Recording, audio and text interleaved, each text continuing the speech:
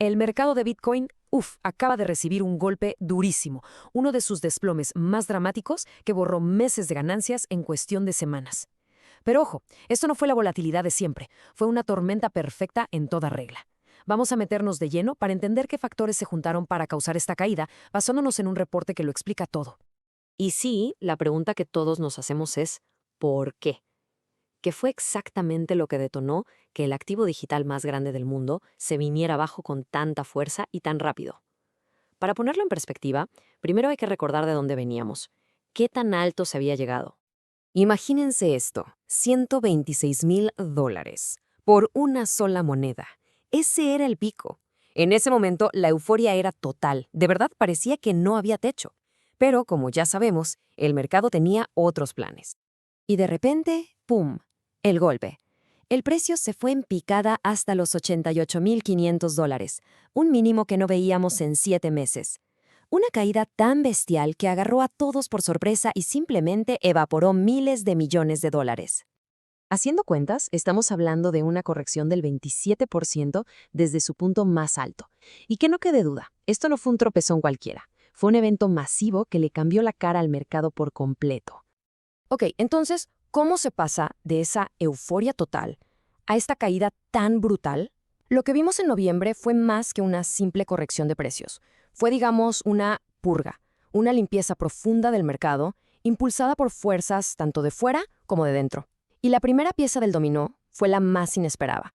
Aquí es donde la cosa se pone curiosa, porque normalmente las noticias de la Reserva Federal de Estados Unidos, la famosa Fed, suelen ser un empujón para Bitcoin. Pero esta vez una noticia que se suponía era buena, terminó siendo la chispa que encendió el fuego.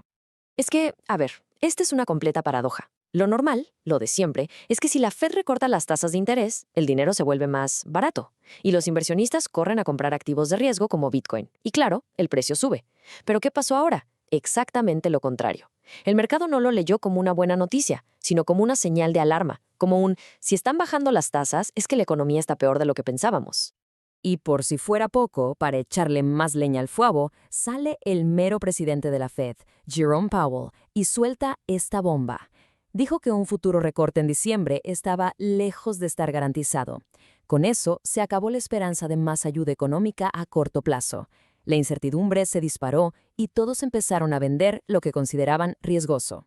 Y claro, el comentario de la Fed no fue un hecho aislado. El panorama general ya estaba complicado. Teníamos una inflación que nomás no cedía, un mercado laboral demasiado fuerte como para justificar más estímulos, tensiones geopolíticas por todos lados y encima las acciones de tecnología, que son como las primas de Bitcoin, ya iban para abajo. O sea, era la tormenta perfecta para salir corriendo del riesgo. Bien, ese fue el factor externo. Ahora vamos a la siguiente gran pieza del rompecabezas, el dinero institucional. Si la situación de la economía fue la chispa, la reacción de los grandes inversionistas fue el tanque de gasolina que avivó las llamas. Y aquí hay que poner mucha atención. Los ETFs, estos fondos que habían sido la gran sensación, vieron cómo se les fugaba una cantidad récord, $3,500 millones, y eso solo en noviembre. Esta fue una señal clarísima de que la fiesta institucional se había acabado. Y esto no es nomás una coincidencia, ¿eh? El impacto fue directo. Un análisis de Citi Research calculó que por cada $1,000 millones que salían de los ETFs, el precio de Bitcoin caía un 3,4%. Si hacemos la cuenta, esa salida de 3,5 mil millones fue responsable por sí sola de una caída de casi el 12%. El dinero grande estaba literalmente huyendo en estampida. Ok, y para entender lo que viene hay que tener claro un concepto rápido, el costo base. No es nada complicado, es simplemente el precio promedio al que compraron todos los que tienen Bitcoin en un fondo. Piénsenlo como el punto de equilibrio. Arriba de eso ganan, abajo pierden. Es un número psicológico importantísimo.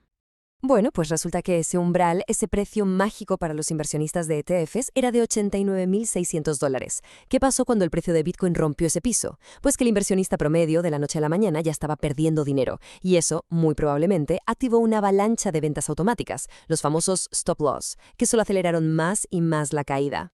Entonces, recapitulemos. Tenemos miedo por la economía global y una estampida de los grandes fondos de inversión. Ahora veamos cómo esos dos ingredientes se mezclaron para crear un colapso en cadena, tanto a nivel técnico como psicológico. El ánimo del mercado, bueno, se fue al suelo. El famoso índice de miedo y avaricia se desplomó a 10/100. Ese es su nivel más bajo en todo el año. En la gráfica, eso se llama miedo extremo, que en español simple significa pánico total. Y si nos vamos a lo técnico, a las tripas del mercado, esto fue lo que pasó, como un efecto dominó. Primero, el precio rompe el soporte psicológico de los $100,000. Segundo, eso activa un montón de órdenes de venta automáticas.